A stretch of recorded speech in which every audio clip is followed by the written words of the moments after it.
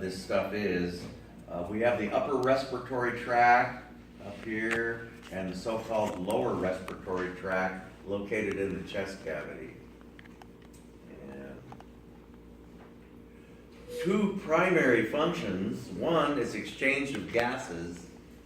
Okay, and you can see right away chemistry, the possibility of chemistry topics rearing its ugly head, and regulation of pH balance.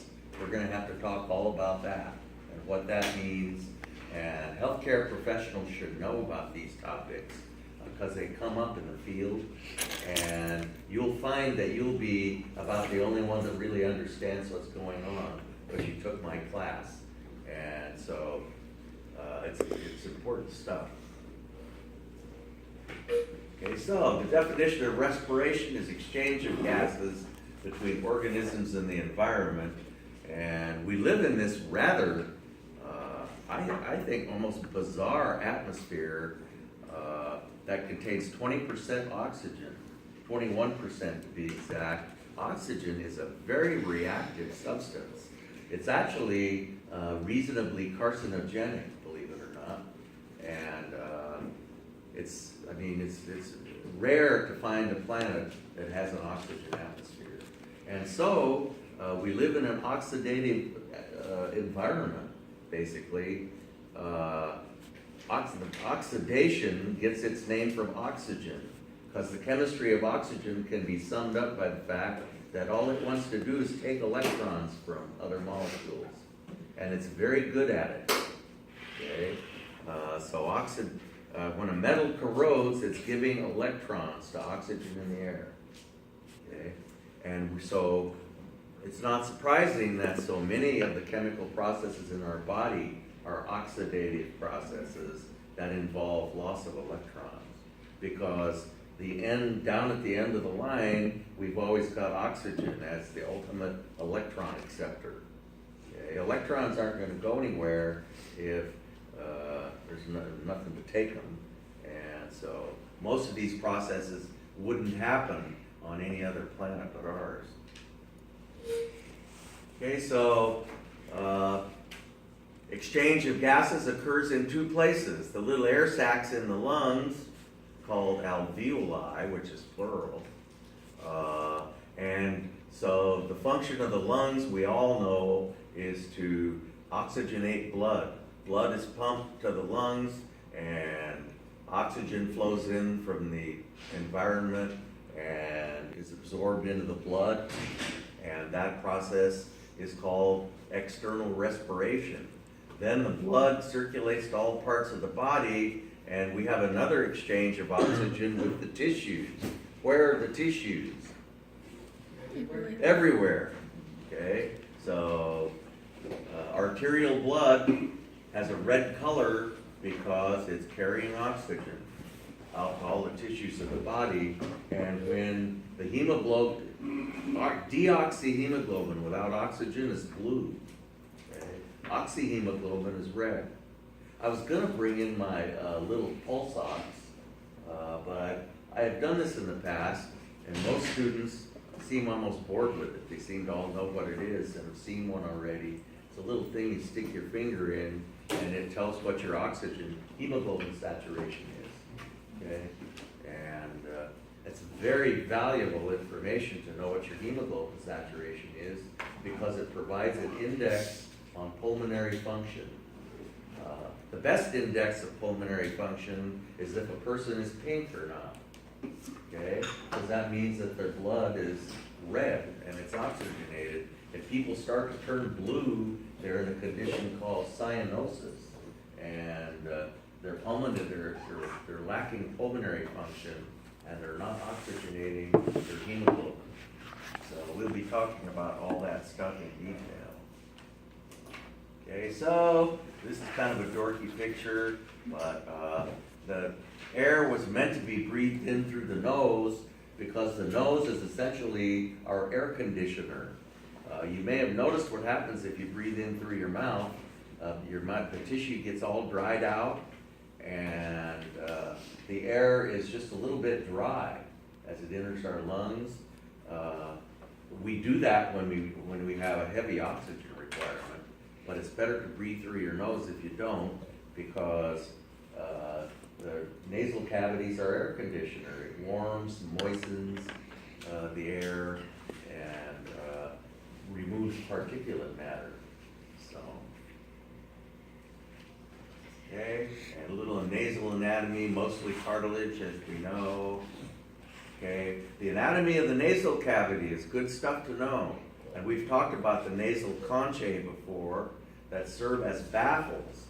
The air comes in through these little holes called the nares and swirls around through this system of baffles, and the tissue is very warm and moist and highly vascular. It is so vascular, as a matter of fact, that it really never cools off. I mean, we can be breathing fairly heavily and the air doesn't cool off and the tissue doesn't dry out. And that's because it's so vascular. A lot of blood flow to the tissue of the nasal cavity. Plus it's lined with mucus, which traps particulate matter. And so it is our air conditioner. Here we have the hard palate.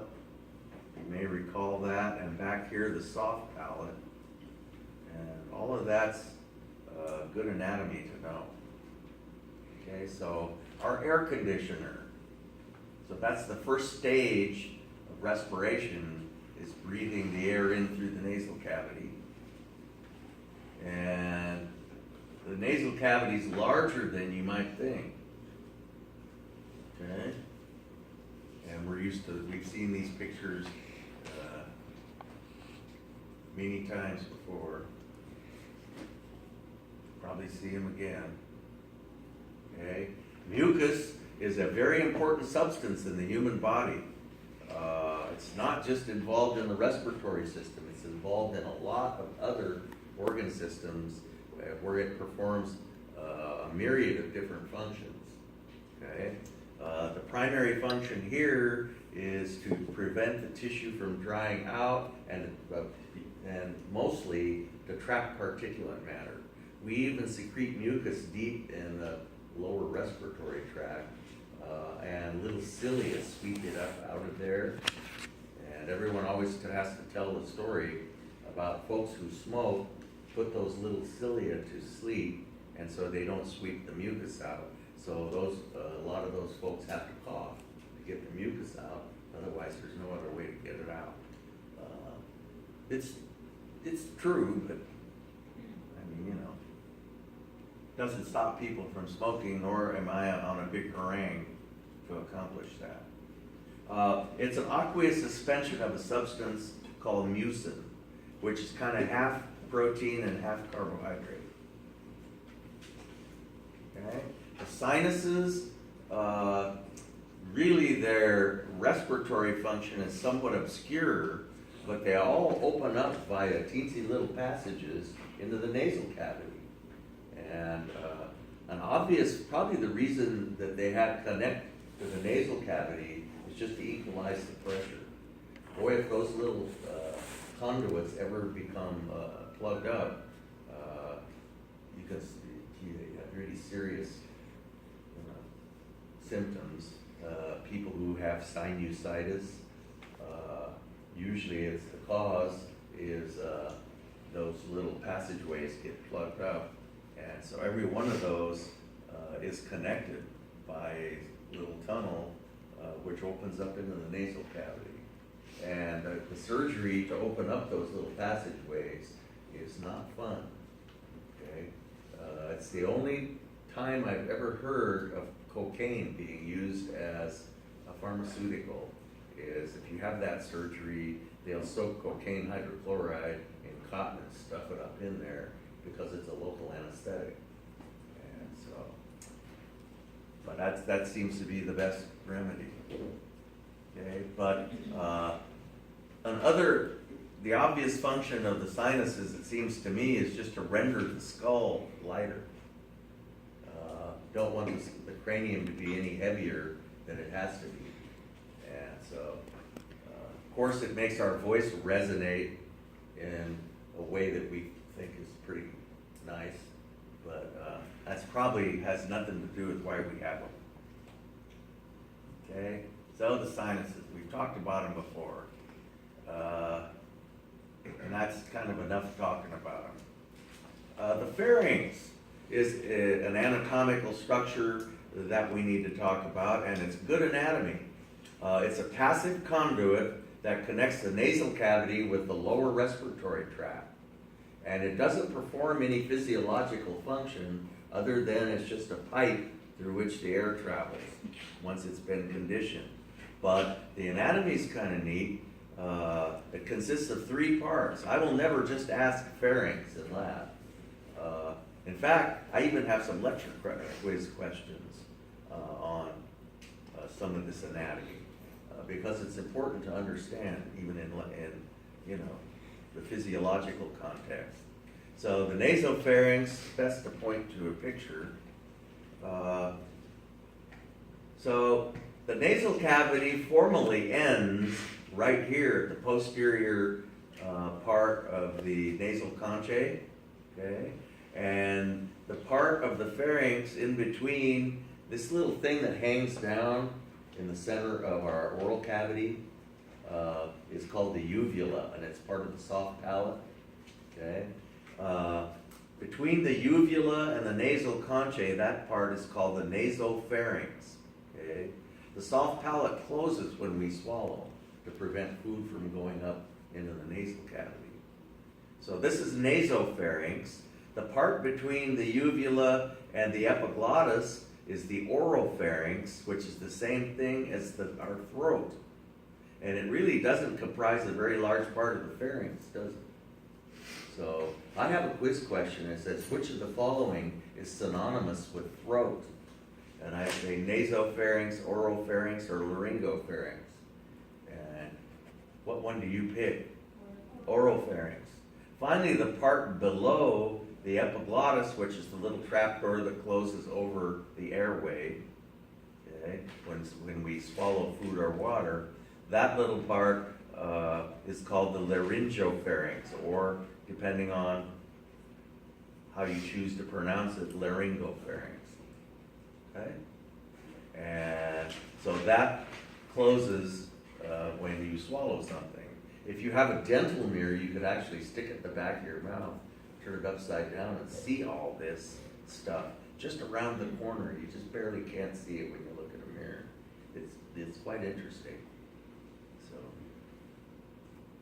Okay, so here's obviously a Netter picture that only Netter could come up with something like this.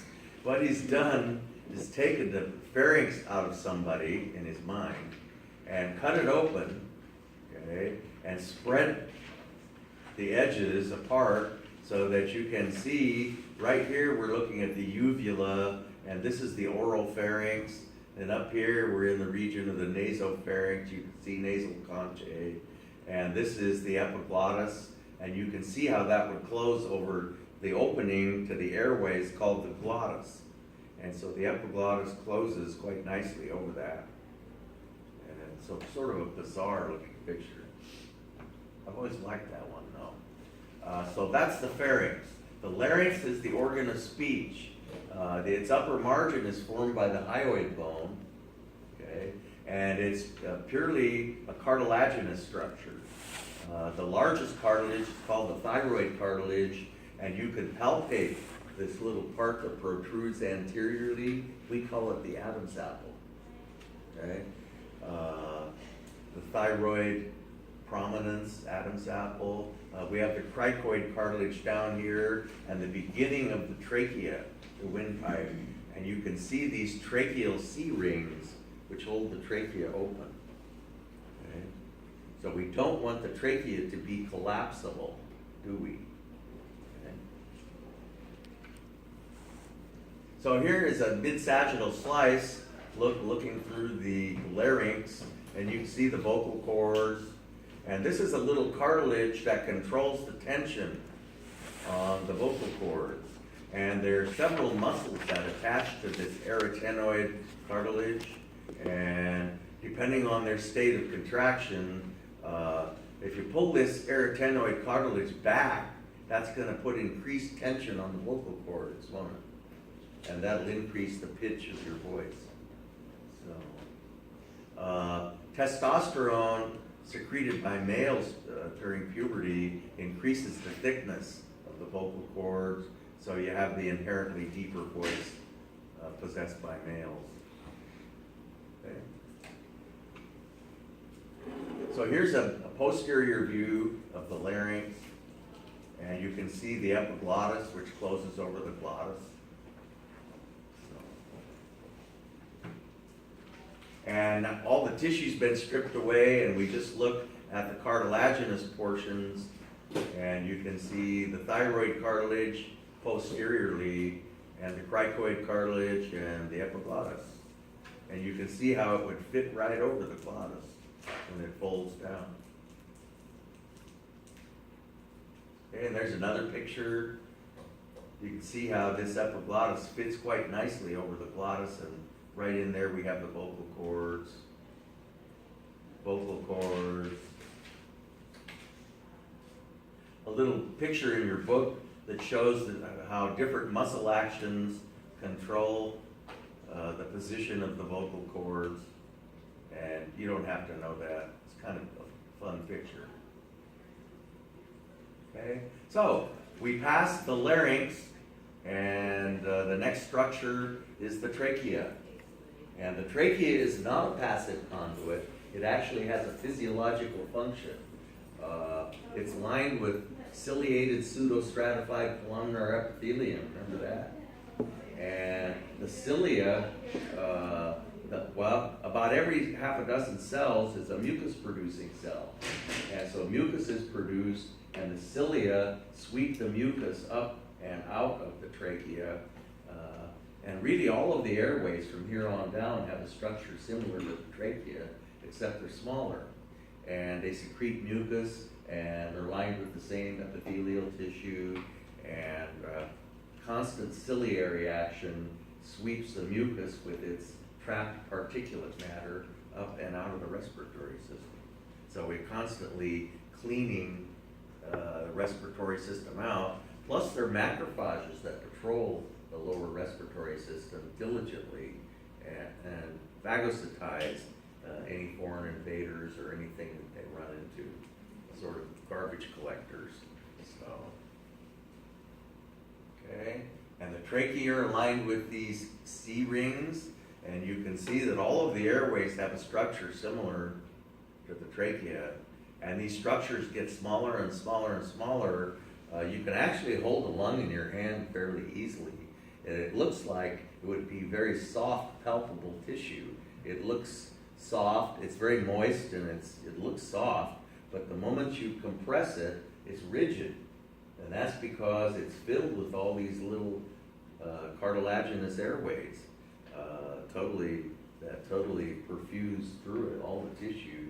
So it's quite stiff to the touch when you palpate it.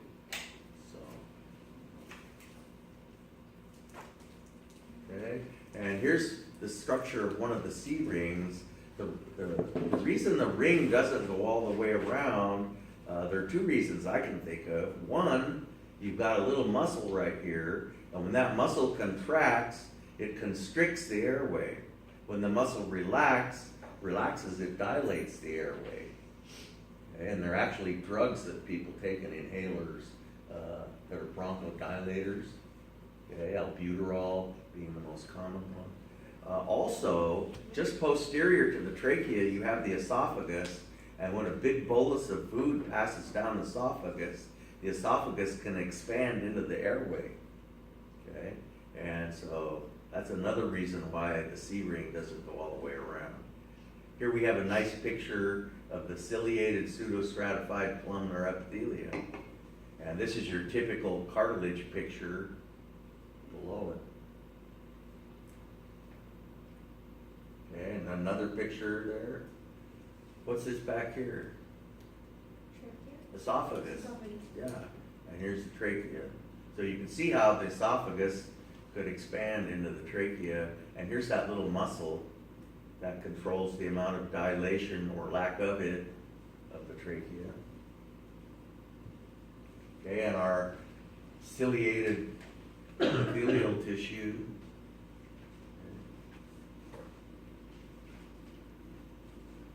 Goblet cells are just single cell mucus glands, and about 1 out of every half a dozen of these epithelial cells is a goblet cell.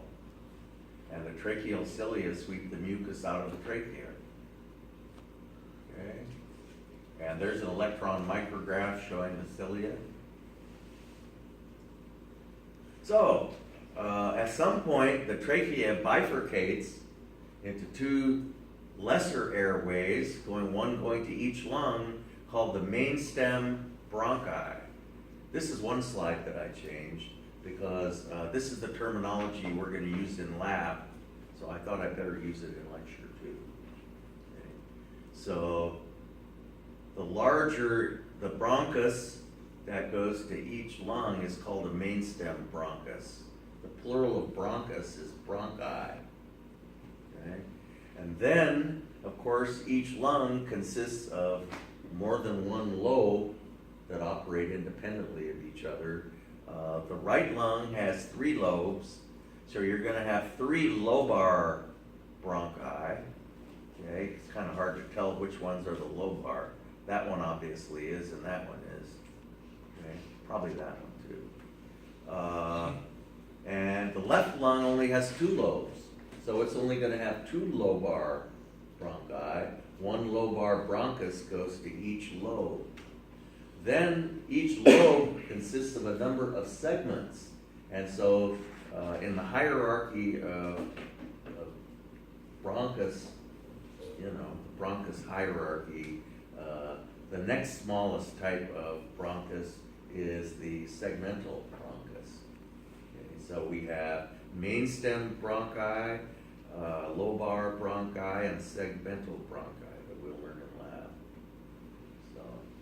So where's the main stem bronchi? Okay, the biggest ones are main stem. Because it says there's a I know, well, there's other names for them. So a primary. We're using these names. Main stem is what they call primary. Okay, so Yeah. So in lab, we will do main stem, lobar, and segmental. Okay.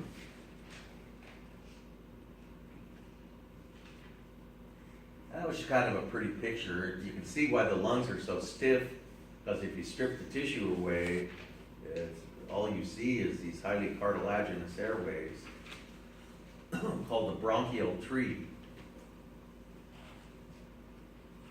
Yeah, bronchogram is just a fancy word for a chest X-ray. And I mean, you've got to have some kind of really gross pathology for it to show up on a chest X-ray. This one looks normal to me, but you could one of the primary things they look at is liquid accumulating around the corners here.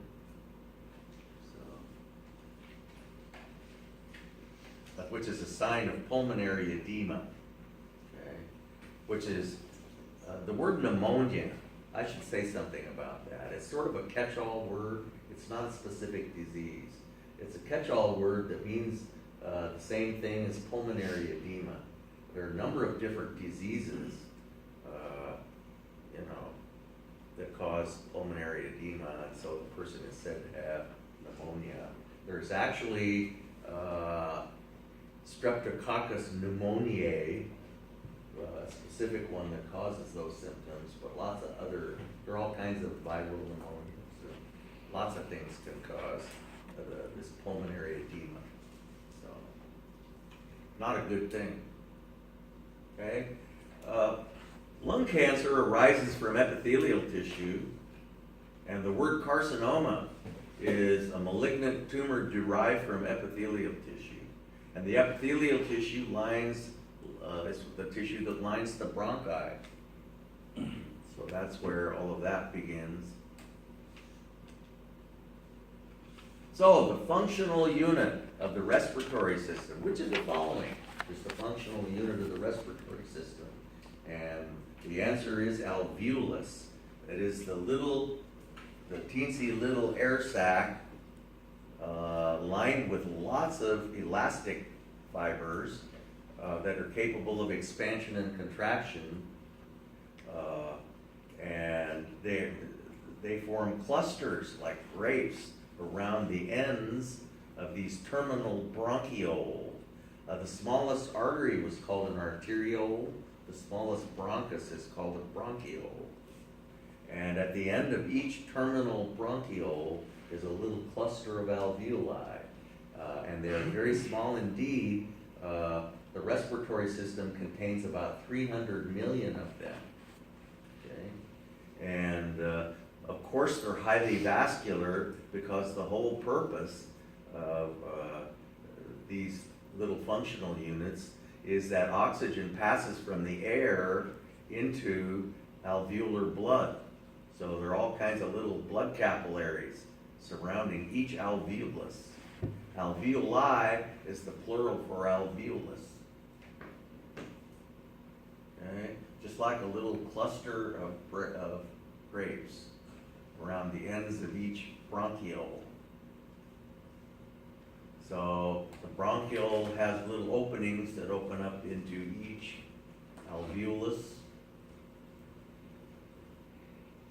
Okay.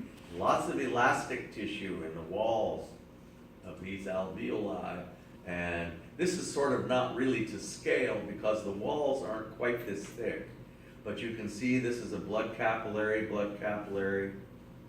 We have macrophages that in every alveolus that sort of keep it cleaned out. And we have cells called septal cells that produce lung surfactant, which we'll talk about. Okay? The membrane that separates the alveolar air from the alveolar blood is a very special membrane. It's called the respiratory membrane. It consists of simple squamous epithelium of the blood capillary. Then there's a basement membrane made out of kind of gluey tissue. Then there's a simple squamous epithelium of the alveolus. And it's essential that that membrane remain very thin. One of the problems with pulmonary edema is that water tends to get in between those layers and the gases can't diffuse through them then. And you start to lose pulmonary function. A very dangerous condition. So this is a very thin membrane, and so you have these, when you breathe in a breath of air, there's more oxygen in the alveolus than there is in the blood. And remember, diffusion occurs along a concentration gradient from where there's more to where there's less. So we're going to get all into that again. Diffusion and active transport and all that stuff. So you don't need to expend any energy at all. Oxygen diffuses from where there's more to where there's less, which is into the blood, just all by itself. And oxygen is nonpolar, so it diffuses nicely through this membrane. Most gases are nonpolar, that's why they're gases, okay? Which we'll talk about in lab. And carbon dioxide, on the other hand, there's more of it in the blood than there is in the alveolus because the blood just came from the tissues, and the tissues are giving off waste products, one of which is carbon dioxide. So there's more of it in the blood than there is in the alveolus, so it diffuses in the opposite direction, from where there's more to where there's less.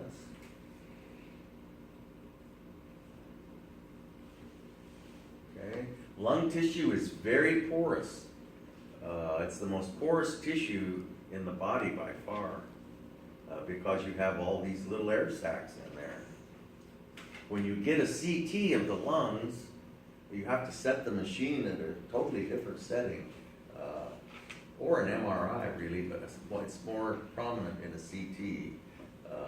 If you want to see lung tissue, you've got to set the machine in a way that you don't see any other, you get no tissue contrast from any other kind of tissue other than the lung tissue, because the lung has such a different density than any other tissue in the body. And somewhere in here I've got a picture that shows that. And you see all the little capillaries there. This is an electron micrograph. Another one. Lung surfactant that's produced by these septal cells.